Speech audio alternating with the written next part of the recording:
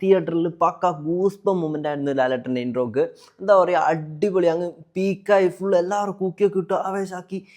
എന്തെന്നാ മുത്തേ പറയണ്ടേ, ഇതല്ലേ goosebump moment, theatre at peak. അപ്പോൾ ഖുറേഷി എബ്രാഹിമിൻ്റെ ഇൻട്രോന് ശേഷം അങ്ങോട്ട് ഗൂസ് ബമ്പൊക്കെ പോയി. അങ്ങനെ എന്താ പറയുക, അങ്ങനെ ഹൈ ലെവൽ എന്നുള്ള രീതിയിൽ നമുക്ക് അങ്ങനെ ഒന്നും ഫീൽ ചെയ്തിട്ടില്ല. ഒരു പക്ക നോർമലായിട്ട് സിനിമ ഇങ്ങനെ അടിപൊളിയായിട്ട് പോകുന്നുണ്ട്. ഒരു ഗൂസ് ബം മൂമെൻ്റ് എന്ന് പറയുന്നത് എവിടെ ഉണ്ടായിട്ടില്ല ഫസ്റ്റ് ഹാഫിൽ. പക്ഷേ സെക്കൻഡ് ഹാഫിൽ എൻ്റെ മോനെ ഒരു ഫൈറ്റ് ഉണ്ട്, തീസാണ്. പുറകിൽ വലിയൊരു മരം കത്തുന്നു. നിങ്ങൾ ട്രailer കണ്ട സീനില്ലേ, അത് തന്നെ മുണ്ടൊക്കെ മടക്കിയിട്ടുണ്ട്, ഒരു അടി മോനെ പക്ക. തിയേറ്ററിൽ എല്ലാവരും ആ ഒരു സെലിബ്രേഷന് വേണ്ടിയിട്ട് നമ്മൾ ടിക്കറ്റ് എടുത്തു കഴിഞ്ഞാൽ വെറുത്താണ്.